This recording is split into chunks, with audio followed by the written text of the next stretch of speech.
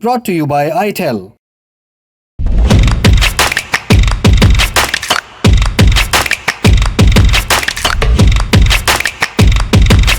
ICC ने टी20 world cup 2026 से बांग्लादेश या कहें बीसीबी को अब बाहर का रास्ता दिखा दिया है। और ये खबर कब आ रही है, ऐसी रिपोर्ट्स कह रही हैं। कब आ रही हैं रिपोर्ट्स? जब बीसीसीआई, आईसीसी और बीसीबी के बीच विवाद चल रहा था और विवाद को लेकर बीसीबी ने खुले तौर पर यह स्पष्ट कर दिया था कि वो भारत में आकर ये टूर्नामेंट यानी टी20 वर्ल्ड कप नहीं खेलेगा। और इसमें विवाद सबसे ज़्यादा क्यों पैदा हुआ? क्योंकि भारत ही इस वर्ल्ड कप को होस्ट कर रहा है, सारे मैचेस यहीं पर खेले जाने थे, सिवाय उसके जो इंडिया और पाकिस्तान के मैच होते हैं जो वैसे भी इन कंट्रीज़ में हॉस्टाइल रिलेशंस की वजह से नहीं हो पाते हैं। तो इसको लेकर बीसीबी ने विरोध दर्ज किया था, बराबर वहाँ पर फॉर्मली आईसीसी के पास अपनी शिकायत दर्ज की थी, अपनी मंशा जाहिर की थी, और जिसके बाद आईसीसी ने अब ये फैसला ले लिया है। इस तरह की रिपोर्ट्स आ रही हैं और इस पर ज़्यादा जानकारी हमारे साथी सुकांत देंगे, जो इस खबर को पूरी तरह फॉलो कर रहे हैं काफ़ी दिनों से। जी सुकांत, अभी लेटेस्ट अपडेट क्या है इसमें?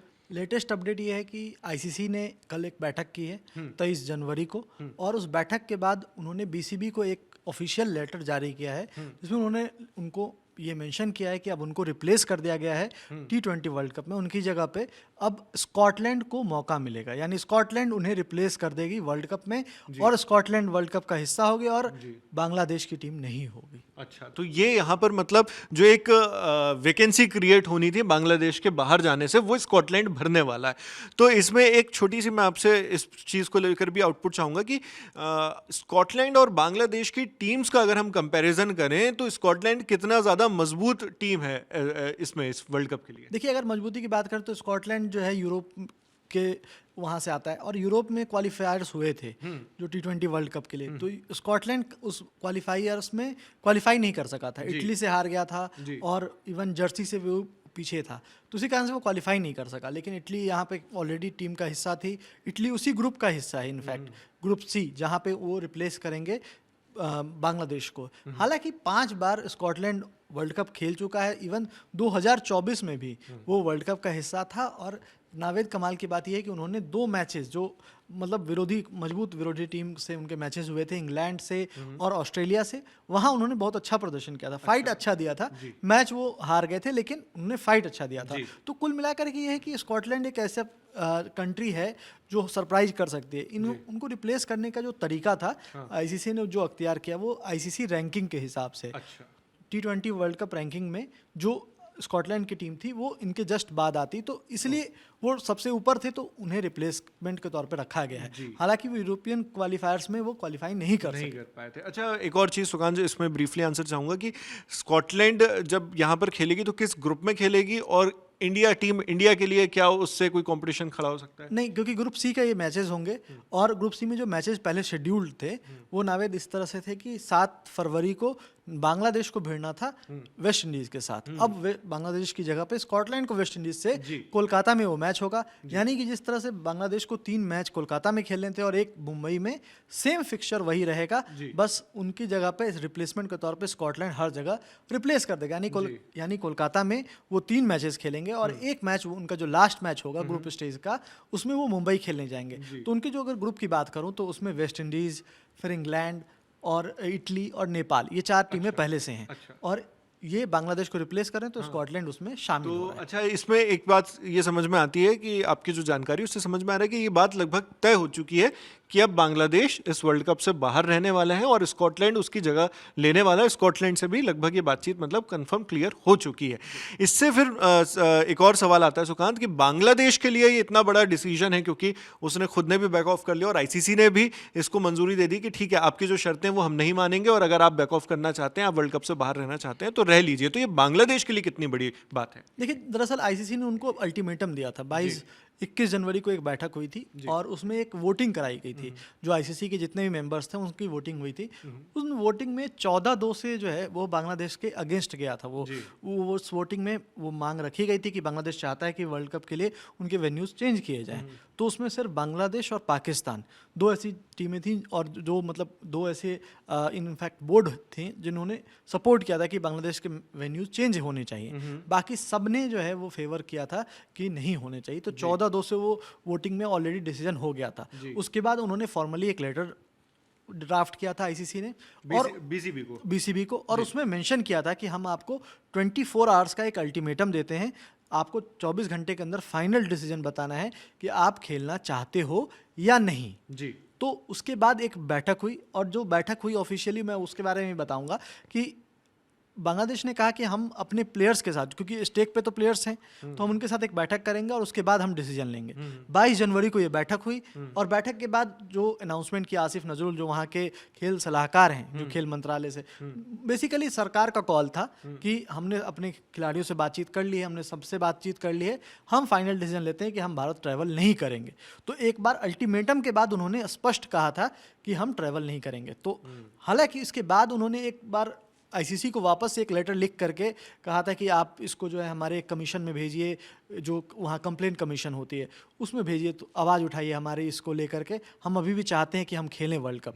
लेकिन क्योंकि आईसीसी ने ऑलरेडी डिसीजन ले लिया था, उनके कमीशन ने भी यही कहा कि जो आईसीसी का डिसीजन है वही हमारा डिसीजन है, हम इस पर कोई फर्दर बातचीत नहीं करेंगे और ये डिसीजन फाइनल है। और उसके बाद उनको रिप्लाई कर दिया है कि हम आपके डिसीजन के साथ एग्री करते हैं, ठीक है, आप नहीं खेलना चाहते हो तो हम आपको एज ए रिप्लेसमेंट मौका दे रहे हैं कि अब आप वर्ल्ड कप से बाहर हो, और आपके रिप्लेसमेंट के तौर पे हम स्कॉटलैंड को मौका दे रहे हैं। और स्कॉटलैंड को वो मैसेज यानी वो मिल गया होगा स्कॉटलैंड बोर्ड को, और वो उसमें शामिल होने के लिए कहा जाएगा। तो कुल मिलाकर के हिसाब यही है कि अब उनका तो तय है कि वो बाहर हो गए। अच्छा सुकांत, यहाँ पर एक और चीज़ याद आ रही है, क्योंकि जब ये लेटर भेजा गया था, जब बीसीबी ने आईसीसी को लिखा था कि जो भी उनके विवाद थे, जो भी चीज़ें उन्होंने कही थी आईसीसी से, तो तब भी हम ये लोग इस पर चर्चा कर रहे थे, ये खबर हम अपने दर्शकों तक पहुँचा रहे थे। तब सबसे बड़ा सवाल इस चीज़ को पैदा हुआ था कि आईसीसी के लिए फीजिबल नहीं है, मतलब मुमकिन नहीं है कि वो इतनी जल्दी इतने सारे अरेंजमेंट्स कर सके, है ना। आप वर्ल्ड कप शुरू होने के इतने बस लगभग 1-1.5 महीने पहले, आप या 2 महीने पहले बता रहे हैं कि हम नहीं खेलना चाहते, तो तुरंत इतने सारे इंतजामात को बदलना बड़ा मुश्किल हो जाता है, लगभग नामुमकिन रहता है, और उसमें खर्च बहुत आता है। हालांकि अब ये स्कॉटलैंड के लिए भी एक चुनौती होगी कि वो तुरंत उनको, अब तो उनके लिए तो और भी कम वक्त है सारे अरेंजमेंट्स करने के लिए, तो उनके लिए भी फिजिबिलिटी की चुनौती ज़रूर होगी।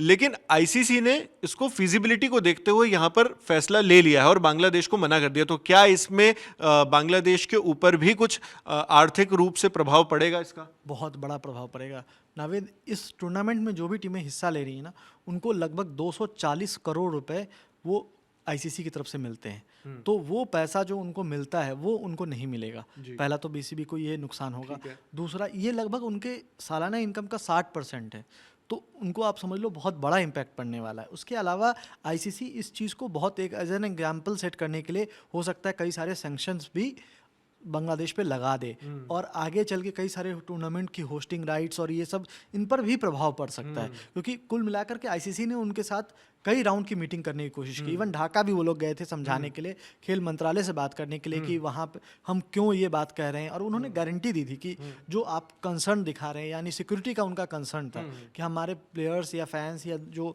जर्नलिस्ट यहाँ से जाएंगे, ट्रैवल करेंगे इंडिया, वो सुरक्षित नहीं होंगे। तो इसको लेकर के उन्होंने कंसर्न पर सारी जगह जाँच कराई थी, और कई सारी कमेटी से डिसीजन लेने के बाद आईसीसी ने कहा था कि देखिए हमारे पास सारे प्रूफ्स हैं कि कोई भी सिक्योरिटी इशू नहीं होने वाला है, चाहे वो प्लेयर्स हों, चाहे वो फैंस हों, या फिर जो भी वहाँ के सिक्योरिटी हो, ये हम इसका भरोसा देते हैं। और इवन जो होस्ट जो थे यानी बीसीसीआई ने भी भरोसा दिया था लिखित तौर पे कि हम ऐसा गारंटी करते हैं कि हम कोई भी इस तरह की सुरक्षा की इशू को नहीं होने देंगे। तो उसके बाद भी उनका कॉल था कि नहीं, हम अपने इस पर अड़े हुए हैं कि हमें तो ट्रैवल नहीं करना है भारत, हमारे मैच या तो श्रीलंका शिफ्ट करो या कहीं और शिफ्ट करो, लेकिन हमें भारत नहीं ट्रैवल करना है। तो वो कुल मिलाकर के उन्होंने ये कॉल ले लिया है उसी को लेकर। हाँ, मैं अगला सवाल यही पूछने वाला था सुकांत, जिस पर आपने भी अपने जवाब में उसका कुछ जिक्र किया कि एग्जाम्पल के तौर पर बीसीसीआई इस चीज़ को माफ़ कीजिएगा, आईसीसी इसको देखेगा और एक तरह से मिसाल सेट करने की कोशिश करेगा, सैंक्शंस लगाकर चीज़ें करके। तो ये कि एक तरह से प्रेसिडेंट सेट होगा, एक मिसाल सेट होगी। तो ये आपने नेगेटिव वाली चीज़ें तो ज़रूर बताई कि आईसीसी इसके खिलाफ क्या एक्शन ले सकता है, लेकिन एक ट्वीट का मैं जिक्र करूँगा जो मैं पढ़ रहा था, अपने दर्शकों को भी बताऊँगा, जिसको लेकर चर्चा चल रही है। एक इंडियन ही इसमें यूजर है जिसने पोस्ट किया कि आप कितना भी बांग्लादेश या बांग्लादेश की क्रिकेट टीम को नापसंद कीजिए, लेकिन उन्होंने सिर्फ इंडिया जो है, इंडिया में आईपीएल को लेकर जो मुस्तफिजुर को लेकर जो विवाद चल रहा था, तो उसका जिक्र करते हुए वो कहते हैं कि एक ही बार इंडिया की तरफ से उनको एक तरह से ह्यूमिलेट किया गया, ये यूजर के शब्द हैं, लेकिन उसका बदला बांग्लादेश ने कुछ इस तरह से लिया कि वो अड़ गया अपनी चीज़ पर और उसने खेलने से इनकार कर दिया और कहा कि मैं वर्ल्ड कप नहीं खेलूंगा, मतलब बांग्लादेश वर्ल्ड कप नहीं खेलेगा, और अपने सेल्फ रिस्पेक्ट से कॉम्प्रोमाइज़ नहीं किया। ये सुमित सौरभ नाम के एक यूज़र है, वो लिखते हैं, जबकि पहलगाम टेरर अटैक के बाद इंडिया और पाकिस्तान के बीच 3 मैच हुए, जबकि पूरे भारत में इसके देशव्यापी अलग अलग तरह से एजिटेशन चल रहे थे, इसके खिलाफ प्रोटेस्ट चल रहे थे, लोग विरोध कर रहे थे। तो एक तरह से हालांकि उसमें कुछ यूजर्स इसके विरोध भी कर रहे हैं, जो उनका विचार है, ओपिनियन है, उसका विरोध भी कर रहे हैं। कुछ लोग ये भी कह रहे हैं कि अगर बांग्लादेश को मुस्तफिजुर से रिलेटेड कोई समस्या थी तो उनको वही रीजन बताना चाहिए था कि आईपीएल से जो बैक ऑफ कर लिया गया, उनको ये नहीं कहना चाहिए था कि इंडिया में उनके प्लेयर्स को कोई नुकसान है या कोई सिक्योरिटी थ्रेट है ना, सुरक्षा को लेकर सवाल नहीं उठाना चाहिए था। तो लेकिन मैं जब ये इनके विचार पढ़ता हूँ, ओपिनियन इस तरह के पढ़ता हूँ, तो एक सवाल ये आता है कि क्या भारत जैसे देशों के लिए, पाकिस्तान जैसे देशों के लिए जिनके बीच में हॉस्टाइल रिलेशंस हैं, उनके लिए भी क्या इस पर एक मिसाल इसमें सेट होती है, एक उदाहरण सेट होता है कि आप अगर आपके इसमें मतभेद हैं या इस तरह के कोई टेंशन्स चल रहे हैं तो आप इस तरह का कोई फैसला लें आगे चल के, कोई और देश भी इस तरह से एक मिसाल सेट होगी उनके लिए। देखिए, ऐसा नहीं कि ये पहली बार ऐसा हुआ, ये भी मैं बता दूं नावेद, और ये ऐसा मामला नहीं है कि पहली बार ऐसा हुआ। इससे पहले ऑस्ट्रेलिया ने 2016 की घटना है, 2016 में बांग्लादेश होस्ट कर रहा था अंडर 19 वर्ल्ड कप। उस समय बांग्लादेश और ऑस्ट्रेलिया के बीच कुछ रिलेशनशिप में कुछ प्रॉब्लम चल रही थी, तो उसको लेकर के ऑस्ट्रेलिया ने कॉल लिया था कि वो अंडर 19 वर्ल्ड कप में नहीं हिस्सा लेंगे। बाद में उनको रिप्लेस करके आयरलैंड को वहाँ पे शामिल किया गया था, और ऑस्ट्रेलिया पे भी वो सैंक्शंस लगे थे जो अभी लगे हैं। तो इस तरह से कॉल्स कई सारे बोर्ड लेते रहते हैं, ऐसा नहीं कि ये पहली बार बांग्लादेश ने कुछ ऐसा कर दिया है जो कभी आज तक नहीं हुआ था। आईसीसी ने भी ये चीज़ें पहले भी झेली हैं, लेकिन वो जो मसला होता है ना, कि जो आप बोल रहे थे कि क्योंकि उसमें कई चीज़ें आती हैं कि आप सिर्फ, और देखिए ऐसा नहीं है कि सिर्फ शेड्यूल तय होने के बाद सिर्फ एक टीम का सब कुछ चेंज होना था, क्योंकि अगर बांग्लादेश से 4 टीमें खेलेंगी तो उन चारों टीम को भी अपना सारा कुछ सेटअप चेंज करना था। तो यहाँ पे सिर्फ स्कॉटलैंड को अपने सारे सब कुछ तय करने हैं कि उनको होटल्स बुक करने हैं या फिर जो भी करने हैं, वो सब ऑलरेडी बाकी टीम्स के लिए जो है वो ऑलरेडी बुकड हैं, तो बाकी टीमों पर उसका प्रभाव नहीं पड़ेगा, जो बड़ी बात थी। और यही कारण है कि हम लोग उस समय भी चर्चा कर रहे थे कि सिर्फ बांग्लादेश का केस नहीं है, और इसलिए इस पर आईसीसी कॉल नहीं ले पाएगा, क्योंकि बाकी टीम्स भी चाहेंगी कि अरे हमारा सब कुछ क्यों खराब हो, क्योंकि सिस्टम जो सारे फिक्सचर जो हैं वो बिगड़ जाएंगे, पूरी प्लानिंग जो है। तो वो कहीं ना कहीं वो एक चीज़ थी, और ऐसे प्रेसिडेंट्स पहले भी हुए हैं, और ये एक ऐसा नहीं है कि बांग्लादेश ने कुछ बहुत नया किया है, लेकिन जो बात है कि उन्होंने जो एक बात कही थी शुरुआत में, हाँ ये बात अलग है कि वो हम लोग को भी समझ में आता है, क्योंकि उसको उन्होंने अपने सम्मान से जोड़ लिया था, जो मुस्तफिजुर वाला मामला था, और सम्मान से जोड़ा तो फिर उसके साथ खड़े रहे, लास्ट तक उस चीज़ के साथ खड़े रहे। हमने बीसीसीआई ने विरोध किया, हम हाथ नहीं मिलाए, जो बहुत अलग तरीके का जेस्चर था, लेकिन फिर भी वो कहीं ना कहीं वो कॉल लेना, क्योंकि आप जानते हो कि ऐसे फिक्सर्स में हमने इवन बायकॉट किया है, ऐसा नहीं कि पाकिस्तान के मैचेस हमने बायकॉट नहीं किए हैं, पर वैसे मैचेस बायकॉट किए हैं जहाँ पे बहुत पैसे इन्वॉल्व नहीं थे, या बीसीसीआई डायरेक्टली इन्वॉल्व नहीं था, प्राइवेट टूर्नामेंट्स थे, जैसे कि अभी WCL होता है, वर्ल्ड चैंपियंस लीग, वहाँ पे हमने ऐसा किया था कि हमने पाकिस्तान के अगेंस्ट मैच खेला ही नहीं था, फिर सेमीफाइनल में मैच हुआ तो हमने उसको भी कह दिया कि हम उसमें पार्टिसिपेट नहीं करें, बायकॉट कर दिया मैच को। हम टूर्नामेंट में खेले लेकिन उस मैच को बायकॉट कर गए। तो इस तरह के कॉल इंडिया ने उस समय लिए थे, लेकिन जब बात आई बीसीसीआई को वो कॉल लेने के लिए, तो एशिया कप में हमने वो कॉल नहीं लिया।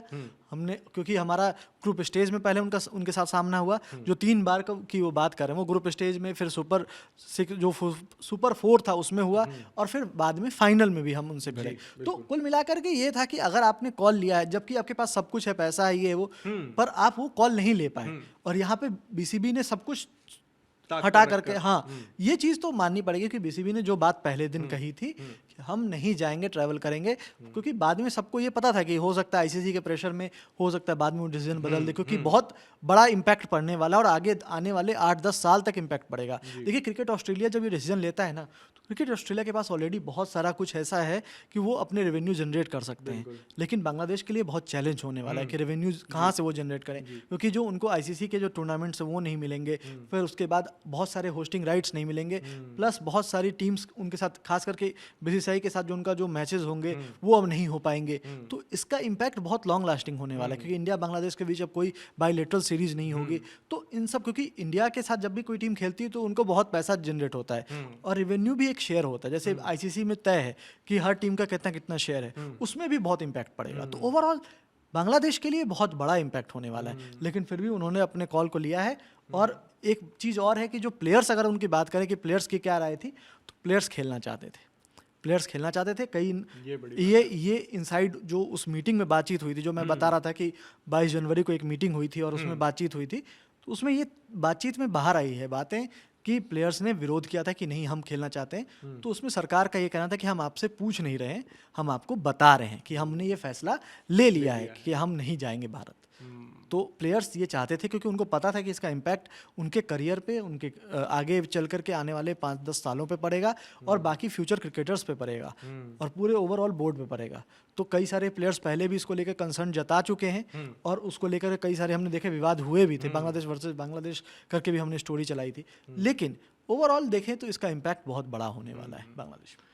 प्लेयर्स खेलना चाहते थे, कहते हैं ना स्पोर्ट्समैन स्पिरिट होती है कि कुछ भी चीज़ें हो रही हैं उन सब से निपटते हुए the game must go on, यही होती है स्पोर्ट्समैन स्पिरिट। और इसी वजह से प्लेयर्स खेलना चाहते थे।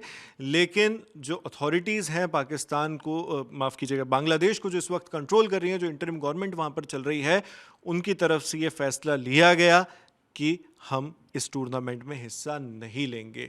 और कितनी चीज़ें ताक पर रखी, जिस तरह सुकान ने बताया कि लगभग 60% रेवेन्यू उनका इस वर्ल्ड कप टूर्नामेंट से जनरेट होता, लेकिन उन्होंने उसको भी ताक पर रख दिया। बाकी जो भी उनके ऊपर फ़ी लगाई जाएगी, जो भी पेनल्टी फाइन कुछ भी लगाए जाएंगे, तो वो तो है ही हैं। और उसके अलावा जो आगे सैंक्शंस लगने की आशंका बीसीबी के ऊपर बरकरार है, उन सब को देखते हुए, उन सब के मद्देनज़र रखते हुए भी बीसीबी ने यह फैसला लिया है कि वो इस टूर्नामेंट में हिस्सा नहीं लेगा, जो अपने आप में बताता है कि ये कितना बड़ा फैसला है। और इससे एक इशारा इस ओर भी जाता है कि आगे क्या होगा, क्योंकि ये एक तरह से दो देशों के बीच रिलेशंस की भी बात है, ये सिर्फ खेल की बात नहीं है। दो देशों के बीच किस तरह के कूटनीतिक रिश्ते हैं, किस तरह की डिप्लोमेसी है, उस पर भी इसका प्रभाव पड़ता है। तो आने वाले वक्त में ये भी देखना होगा कि क्या इसमें कोई तरह की नरमी बरती जाती है या फिर क्या किसी तरह से इसका हल निकाला जाता है, ताकि दोनों देशों के बीच रिश्ते फिर से फल फूल सकें, फिर से सुखद रिश्ते हो चुके हैं। क्योंकि दोनों देश एक दूसरे के पड़ोसी हैं, बांग्लादेश का पड़ोसी भारत, भारत का पड़ोसी बांग्लादेश। तो ऐसे में रिश्ते अच्छे होना भी ज़रूरी है दोनों ही देशों के लिए। और ख़ासतौर पर बांग्लादेश के लिए ज़्यादा बड़ी बात इसलिए क्योंकि वो अभी अलग अलग तरह के संकट से गुजर रहा है, आर्थिक संकट भी उसके ऊपर एक तरह से है ही। तो आने वाले वक्त में क्या होता है, क्या आईसीसी कोई पहल करता है या बीसीबी अपने फैसले पर पुनर्विचार करता है, सोचता है कि चलिए यहाँ पर तो मैंने अपना सेल्फ रिस्पेक्ट या जो भी कहें खुददारी रखते हुए अपने फैसले पर हम अडिग रहे, लेकिन आगे हम थोड़ा सा सॉफ्ट होकर एक कदम आगे बढ़ाते हैं, दोस्ती करते हैं आईसीसी से या बीसीसीआई से, देशों के बीच में मैत्री के संबंध बनाते हैं। ये सब कुछ देखने वाली बात होगी। जो भी होगा, खबरों पर नजरें हमारी लगातार बनी हुई है, इसी तरह हम आप तक पहुंचाते रहेंगे। बाकी इस पूरे मामले पर आप क्या सोचते हैं, हमें कमेंट बॉक्स में लिखकर जरूर बताएं। आपके लिए जानकारी लेकर आए थे हमारे साथी सुकांत सौरभ, कैमरे पर दानिश हैं, मैं हूं शेख नावेद। और स्पोर्ट्स से जुड़ी खबरों के लिए आप देखते रहिए लल्लन टॉप और लल्लन टॉप स्पोर्ट्स। शुक्रिया।